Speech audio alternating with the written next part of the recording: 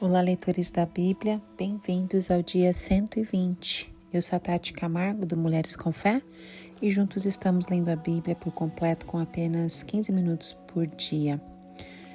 Hoje eu vou ler para vocês Salmos, dos capítulos 102 ao 104, mas antes disso vamos fazer a nossa oração.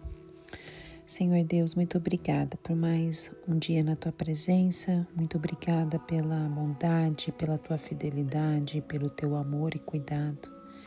Que o Senhor continue revelando para nós a Tua vontade através da Sua palavra. Que o Espírito Santo nos dê sabedoria, compreensão, conhecimento da Tua palavra, Senhor.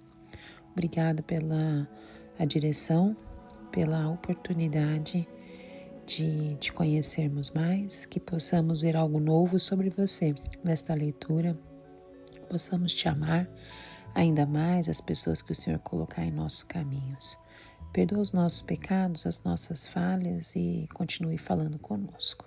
Em nome de Jesus. Amém. Salmo 102. Oração de um aflito que, quase desfalecido, derrama o seu lamento diante do Senhor. Ouve a minha oração, Senhor. Chegue a ti o meu grito de socorro. Não escondas de mim o teu rosto quando estou atribulado. Inclina para mim os teus ouvidos. Quando eu clamar, responde-me depressa. Esvaem-se os meus dias como fumaça, meus ossos queimam como brasas vivas. Como a relva ressequida está o meu coração. Esqueço até de comer. De tanto gemer estou reduzido a pele e osso. Sou como a coruja do deserto, como uma coruja entre as ruínas. Não consigo dormir, pareço um pássaro solitário no telhado. Os meus inimigos zombam de mim o tempo todo. E os que me insultam usam meu nome para lançar maldições. Cinzas são a minha comida, e com lágrimas misturo o que bebo, por causa da tua indignação e da tua ira, pois me rejeitaste e me expulsaste para longe de ti. Meus dias são como sombras crescentes, sou como a relva que vai murchando. Tu, porém, Senhor, no trono reinarás para sempre. O teu nome será lembrado de geração em geração. Tu te levantarás e terás misericórdia de Sião, pois é hora de lhes mostrares compaixão.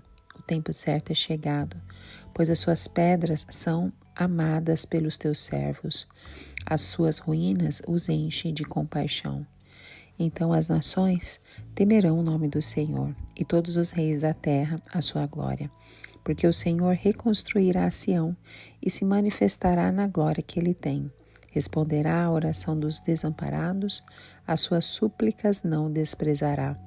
Escreva-se isto para as futuras gerações, e um povo que ainda será criado louvará o Senhor, proclamando: do seu santuário nas alturas o Senhor olhou, dos céus observou a terra, para ouvir os gemidos dos prisioneiros e libertar os condenados à morte.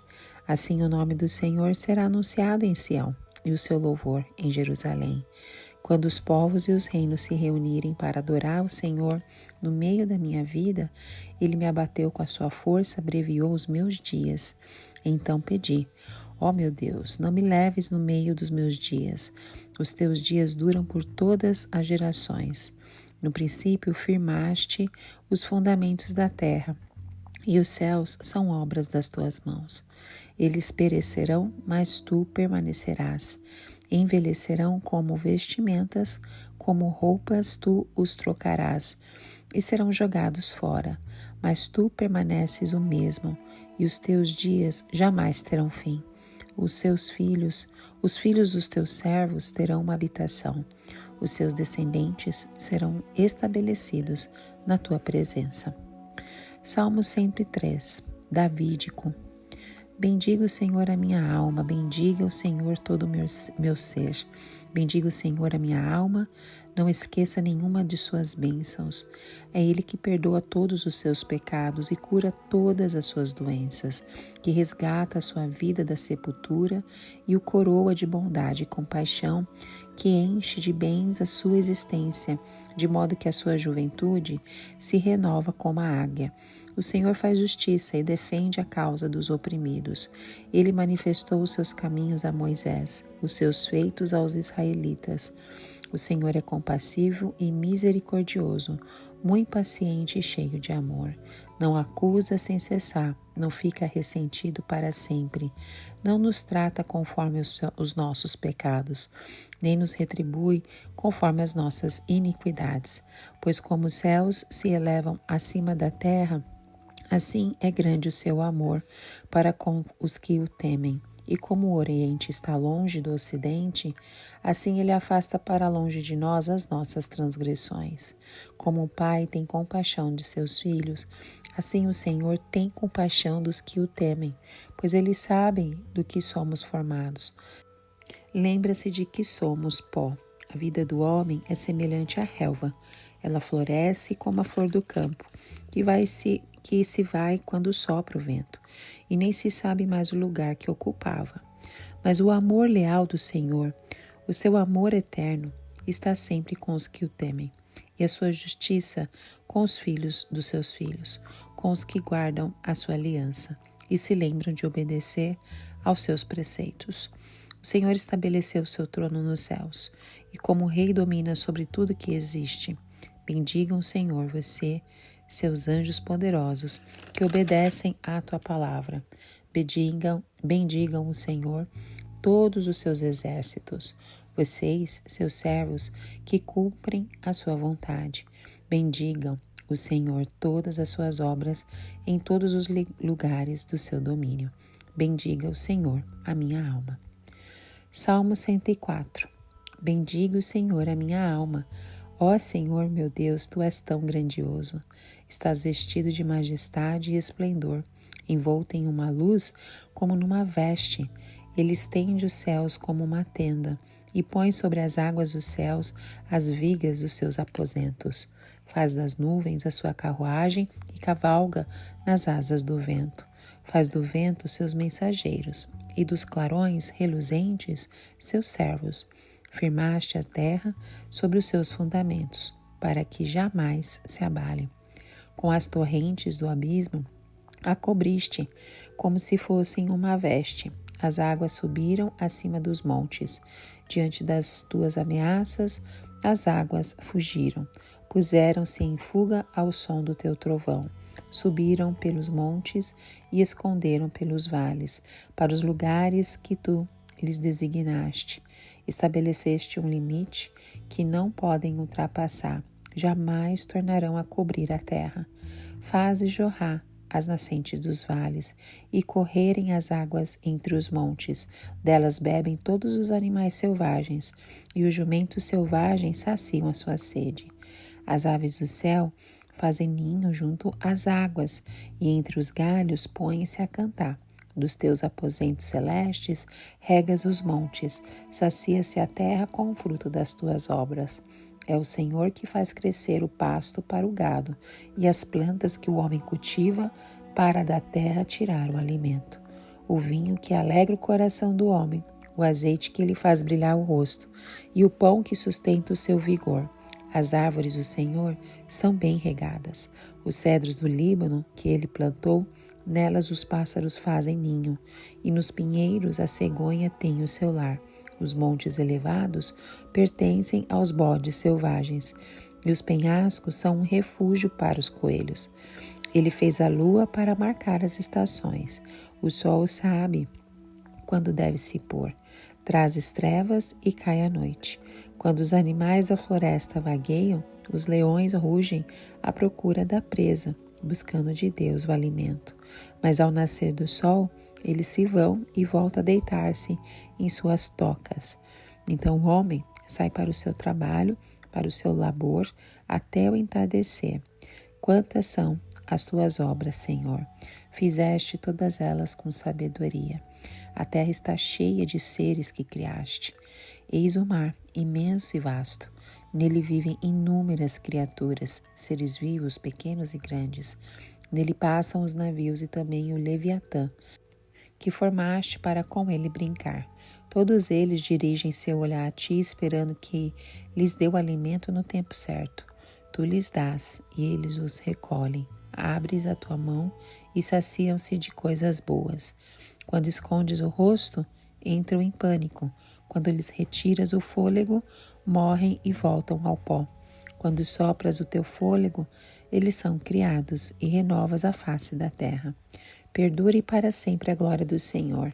Alegre-se o Senhor em seus feitos. Ele olha para a terra e ela treme. Toca os montes e eles fumegam.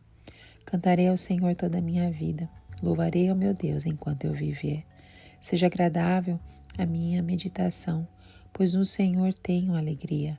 Sejam os pecadores eliminados da terra e deixem de existir os ímpios.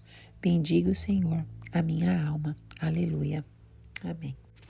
O Salmo 102 é apresentado como a oração de um aflito que, fraquejando, derrama sua queixa diante do Senhor. Esta é o título original no hebraico. Essa introdução o distingue de outros salmos, revelando que o objetivo principal não é apenas louvar, mas clamar profundamente. O salmista, em grande sofrimento, ergue sua voz num lamento pessoal que logo se amplia para incluir o futuro do povo de Deus. Embora o autor não seja identificado, muitos estudiosos associam seu conteúdo ao período do exílio babilônico. A menção à ruína de Sião no versículo 14, a súplica pela restauração de Jerusalém e o clamor por compaixão apontam para um momento de crise. Este salmo também entrega o chamado Livro do Sofrimento e da Restauração. A sua estrutura alterna entre a aflição individual e a esperança coletiva. Ele não é apenas retratador de alguém que sofre, mas aponta para a restauração que virá pelo agir fiel do Senhor. O Salmo 103 é atribuído a Davi e pode ser lido como um hino de louvor profundamente pessoal, mas com alcance universal. Escrito em forma de poesia hebraica, seu tom é de adoração fervorosa, repleto de memória teológica. Não há nenhuma petição, apenas gratidão. Davi conduz a si mesmo, o povo e toda a criação a reconhecerem a misericórdia do Senhor. A tradição judaica o insere nos salmos de sabedoria, pois escreve quem é Deus e como ele trata os que o temem.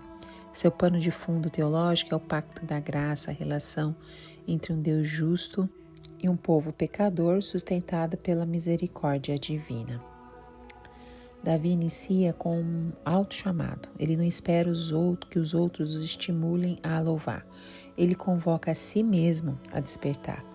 A repetição do imperativo bendiga expressa urgência. O louvor começa na alma, mas se estende ao corpo.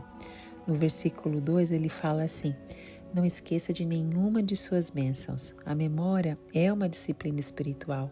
É mais fácil reclamar do que lembrar, não é mesmo?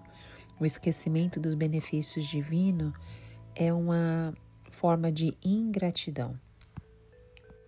Nos versículos de 9 a 12, Davi mostra a profundidade do perdão divino.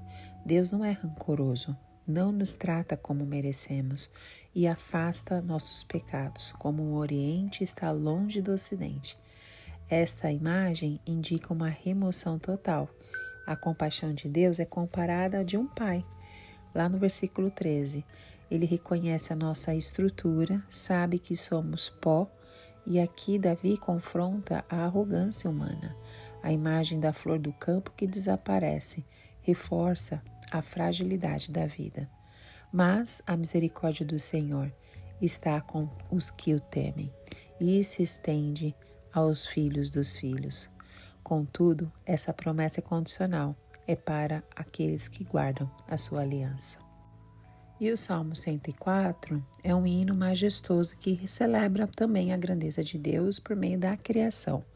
Não é atribuído diretamente a um autor, mas a tradição atribui esse salmo a Davi. E está intimamente ligado ao Salmo 103, parece que é até uma continuação, não é mesmo?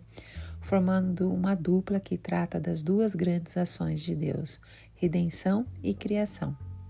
Este salmo é um testemunho poético da cosmovisão bíblica. O mundo não é fruto do acaso, mas da ação consciente, ordenada e sábia do Criador. O salmo começa com uma convocação pessoal: bendiga o Senhor a minha alma, e este início é como um chamado interno à adoração consciente. O salmista começa louvando a Deus por sua majestade. Está vestido de majestade e esplendor, envolto de luz como numa veste. Este salmo, Deus está tão presente na ordem das chuvas quanto no templo. Ele faz crescer o pasto, provê o vinho, o azeite, o pão, elementos que refletem o cuidado generoso e a celebração da vida. As árvores, os animais, as aves também têm o seu lugar assegurado. Nada escapa ao cuidado do Criador. Deus não apenas cria, mas governa o tempo todo. Ele fez a lua para marcar as estações, o sol sabe quando deve se pôr. A alternância entre o dia e noite serve a propósitos distintos. À noite, os animais saem em busca de alimento. De dia, o homem trabalha. Este arranjo nos mostra que Deus estabeleceu um ritmo harmônico entre a criação. Amém? Terminamos por aqui. Que Deus continue te abençoando e nos vemos no próximo áudio. Tchau, tchau.